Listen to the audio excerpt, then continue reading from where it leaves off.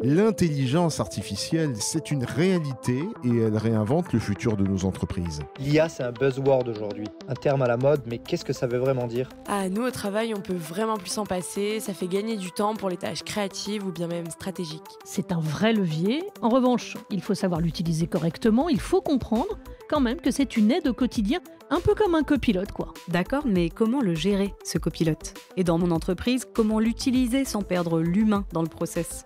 Il faut avoir les clés pour ça. L'IA n'est pas là pour remplacer l'humain, mais pour libérer notre potentiel et nous recentrer sur l'essentiel. L'intelligence artificielle s'implante à grande vitesse dans les entreprises. L'utilisation de certains outils est très encadrée, parfois depuis longtemps, mais l'IA générative, capable de produire des textes, des synthèses ou des images, échappe encore souvent à un cadre réglementaire clair. Son adoption progresse de manière plus désordonnée, ce qui soulève de nombreuses questions sensibles, notamment sur la confidentialité et la responsabilité. Bonjour à tous, je suis Bertrand Hocher et vous écoutez le podcast du club TGS France. Dans cet épisode, nous explorons les implications juridiques de l'intelligence artificielle en entreprise, comment la déployer dans le respect des règles, que dit la loi aujourd'hui, jusqu'où l'IA peut-elle aider les juristes dans leur travail au quotidien.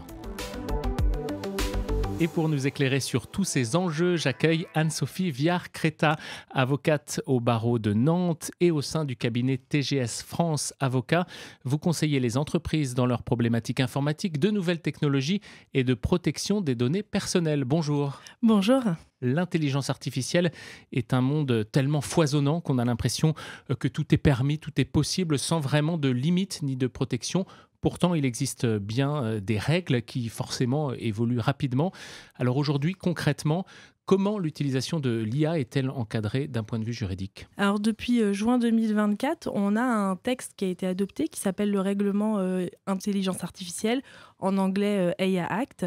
C'est le premier texte au niveau mondial qui vise à encadrer spécifiquement l'IA et que l'Union européenne a adopté. Que dit ce texte dans ses grandes lignes ? Alors ce texte, en fait, il vise à encadrer les systèmes d'intelligence artificielle au sens large. On pense souvent à ChatGPT, mais en réalité, dans un dispositif médical, on peut avoir de l'IA.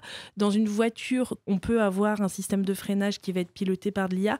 Et le texte vise justement à encadrer tous ces dispositifs au sens très très large et à prévoir des réglementations qui vont varier selon le système d'IA, selon l'acteur qui est concerné. Est-ce que c'est celui qui a fabriqué l'IA ?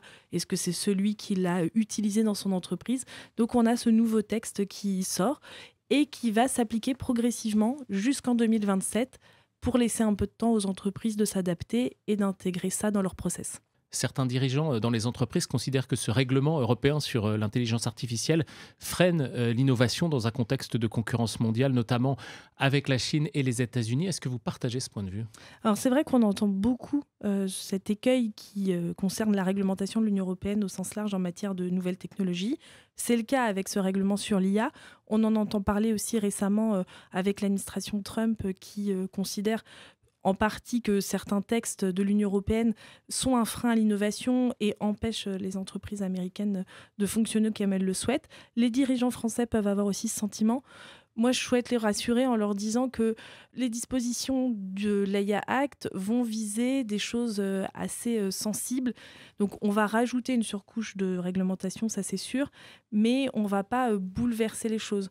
Après, au quotidien, pour les dirigeants qui intègrent des chats GPT ou des systèmes équivalents dans leur quotidien, il y aura des obligations, mais qui seront facilement appréhendables. Il faut se faire accompagner pour ça, mais en tout cas qu'on peut déployer au quotidien dans l'entreprise pour être en conformité. Une juste protection, finalement. Exactement. L'idée, c'est de se dire, en tout cas, moi, je le vois comme ça, c'est de se dire que, in fine, ça va bénéficier aux citoyens de se dire que le dispositif médical qu'on utilise est sécurisé et intègre de l'IA de manière éthique et juridiquement conforme.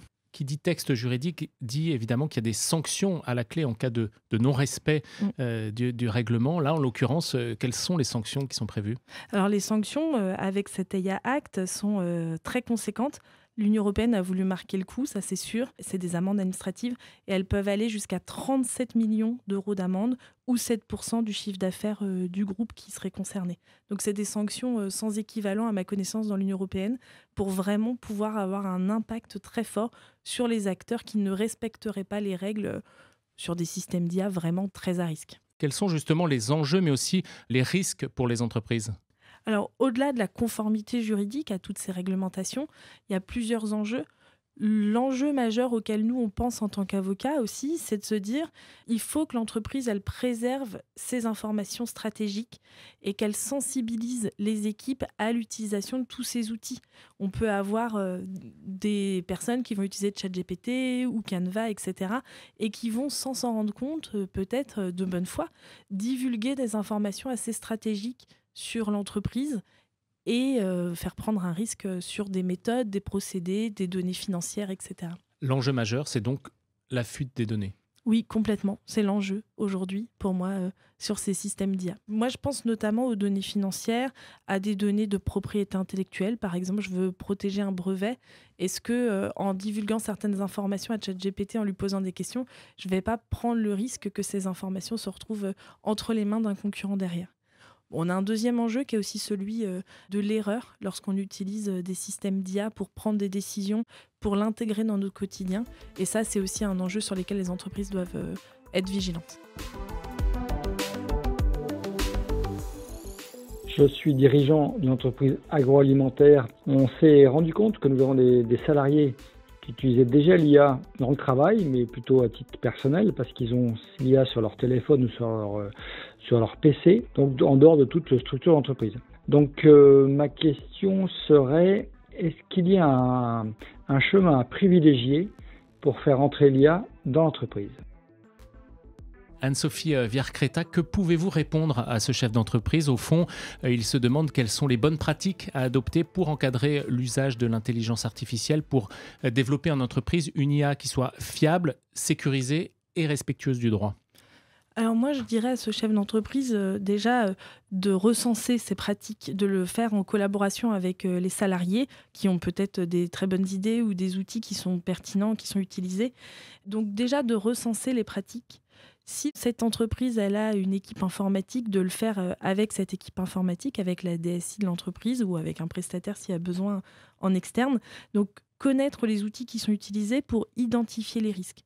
On peut avoir une équipe communication qui va utiliser l'outil Canva, qui est très très bien, mais qui peut avoir des informations stratégiques qui sont renseignées par l'équipe communication sur cet outil sans avoir connaissance des risques de fuite de données. Ça, ce serait la première recommandation. Une fois qu'on sait comment les salariés utilisent l'IA dans leur quotidien professionnel, ça serait de voir pour l'encadrer. Alors, ça peut passer par une charte informatique, ça peut passer par le fait de préconiser des outils qui sont sécurisés, qui répondent aux critères. Ça peut être le fait de souscrire des licences aussi pour les salariés, pour avoir un peu plus de sécurité et de garantie là-dessus. Ma recommandation, c'est de ne pas être dans le déni sur ce sujet-là. C'est le quotidien aujourd'hui des salariés et des entreprises, et donc il faut l'anticiper. Un quotidien qui parfois se fait de manière un peu peut-être désordonnée. Chacun teste des outils dans son coin. Oui, c'est ce qu'on appelle le shadow IT. Et en effet, c'est un sujet pour les entreprises que les services informatiques connaissent bien. Donc, il faut le traiter comme un projet informatique au même titre qu'on connaît déjà aujourd'hui sur l'utilisation d'outils non référencés par l'entreprise. Et c'est de se dire comment on accompagne les salariés et comment on les sensibilise aux risques pour que dans leur utilisation, ils aient des bonnes pratiques en tête. La formalisation de tout ça, c'est des règles en plus à édicter ? Oui, alors dans tous les cas, en dehors de l'IA, je vais forcément recommander aux entreprises d'avoir une charte informatique annexée au règlement intérieur pour sensibiliser et encadrer l'usage des outils informatiques. L'IA n'est qu'un usage informatique parmi tant d'autres. Alors ça, c'est l'existant. Et lorsque c'est l'entreprise qui souhaite implanter des outils d'intelligence artificielle, à quoi doit-elle faire attention d'un point de vue juridique ? Alors d'un point de vue juridique, avec le fameux texte dont on parle, le règlement IA, la première chose pour l'entreprise, c'est de se poser la question de sa casquette juridique. En fonction de son statut juridique dans le texte, cette entreprise, elle va soit être considérée comme le concepteur de l'IA, soit être considérée comme un distributeur d'un système d'IA, soit être considérée comme un utilisateur de système d'IA. C'est une notion qui n'est pas du tout évidente, contrairement à ce qu'on peut penser de prime abord. C'est une question juridique à se poser pour ensuite connaître les bonnes obligations du texte à respecter.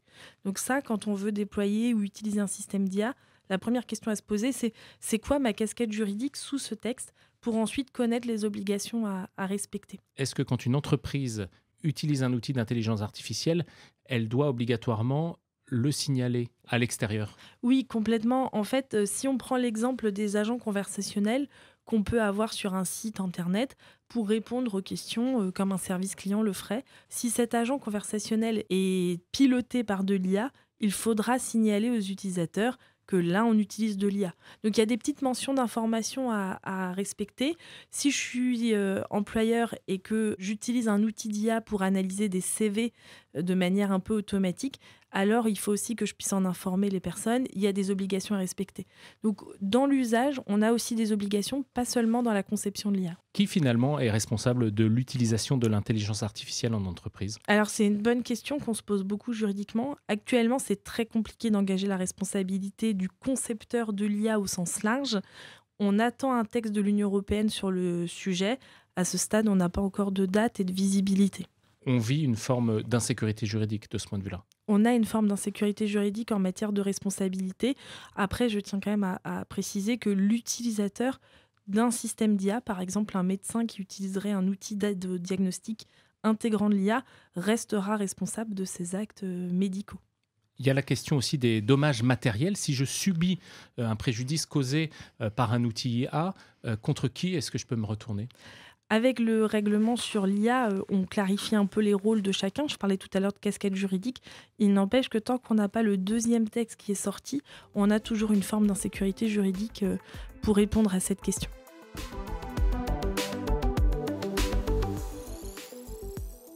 Bonjour Bertrand, c'est Vivienne, la voix IA du podcast du Club TGS France. Vous parlez des questions juridiques. Alors moi, en tant qu'intelligence artificielle, je voudrais rappeler que l'IA peut apporter des choses positives. Elle peut faire gagner beaucoup de temps aux juristes dans les entreprises. Effectivement, Anne-Sophie Viard-Creta, le juridique en entreprise, c'est aussi des questions concrètes liées au contrat, par exemple au contentieux. Que peuvent être, d'après vous, qui êtes avocate, les usages pertinents de l'intelligence artificielle pour les professionnels du droit ? Alors, aujourd'hui, on a déjà depuis plusieurs années des éditeurs juridiques qu'on connaît bien dans les professions du droit qui ont intégré de l'IA pour nous aider, pour faciliter les recherches dans les bases juridiques qu'on fait au quotidien. Donc, c'est déjà quelque chose qui existe. Après, c'est vrai que de plus en plus de métiers juridiques, les avocats, les notaires aussi, il me semble, les services juridiques utilisent les IA génératives pour s'aider dans la rédaction de trames de contrats, pour analyser des jurisprudences, des textes. Moi, je trouve que ce sont des outils extrêmement utiles au quotidien. Il faut forcément toutefois faire attention à ce qu'on appelle les hallucinations, parce que les IA peuvent inventer des textes de loi. Je l'ai vécu à de nombreuses reprises. On peut avoir des biais en fonction de la façon dont on pose la question. Donc, il faut vraiment se former à la rédaction de prompts. Et puis, surtout, il faut toujours garder son œil critique. Mais ça, je crois que toutes les professions le savent. On entend bien une forme d'appel à la prudence. C'est le cas d'ailleurs chez la plupart des professionnels du droit. Moi, en tout cas, je vois une limite à l'IA, c'est que l'IA, elle ne pourra pas analyser à notre place. Donc, est-ce qu'à un moment donné, elle sera capable de faire ça ? L'IA, elle va vouloir me donner raison. Et si elle veut me donner raison, elle peut trouver des choses dans la décision pour me donner raison, sachant qu'elle, ce qu'elle va faire, c'est analyser le texte. Elle ne va pas réfléchir ou analyser une grande partie de ce que font les juristes, c'est analyser aussi ce qui n'est pas dit. Et ça, elle ne le fera pas, l'IA. Donc, pour moi, à mon sens, ce sera forcément incomplet ou orienté. Et du coup, peut-être faux. L'IA ne pourra jamais remplacer les avocats parce que le travail d'analyse, elle n'est pas capable de le faire et elle ne sera probablement jamais capable de le faire. Anne-Sophie Viard-Creta, c'est une avocate comme vous qui fait cette remarque. Est-ce que vous la partagez ? Alors, je comprends le sujet. Je serais peut-être plus nuancée sur le fait que l'IA ne pourra jamais le faire. Ça, j'ai pas forcément la réponse. On voit que ça évolue très vite. En revanche, ce que je vois, c'est que nos métiers juridiques, nos professions ne vont pas disparaître, en tout cas selon moi. On va pouvoir s'appuyer sur de l'IA pour se concentrer sur notre plus-value qui est le conseil et pour un avocat, la définition d'une stratégie. De là à dire que l'IA pourra faire une analyse objective et très concrète, je n'en suis pas sûre non plus parce que déjà on voit que d'un avocat à l'autre, on peut avoir une analyse et une interprétation qui va différer. Finalement, voir l'intelligence artificielle comme un collègue avec qui on échange ? Oui, c'est ça. En fait, quand on apprend à rédiger les prompts, je me suis formée pour avoir des prompts pertinents pour m'aider dans mon quotidien. On voit bien que ce qu'il faut, c'est lui poser des questions comme si on avait un super collègue qui avait accès à énormément d'informations, mais on va discuter avec lui et on va évidemment garder notre position, notre avis et notre esprit critique sur sa réponse. Moi, je me dis que c'est déjà, et ça sera un très très bel outil et une aide dans notre quotidien pour passer plus de temps à accompagner nos clients et moins de temps sur des choses sans plus-value pour nos clients. Merci Anne-Sophie Viard-Creta. Merci à vous. Et merci d'avoir été avec nous pour ce nouvel épisode du podcast du Club TGS France consacré à l'IA et aux questions juridiques. Vivienne, quelques mots peut-être sur ce club ? Tout à fait. Ce club, c'est aussi 4 conférences d'experts par an dans 5 villes françaises. Retrouvez toutes les actualités sur la page LinkedIn dédiée. Si le sujet de l'IA vous intéresse et que vous souhaitez aller plus loin, abonnez-vous à ce podcast pour ne manquer aucun épisode.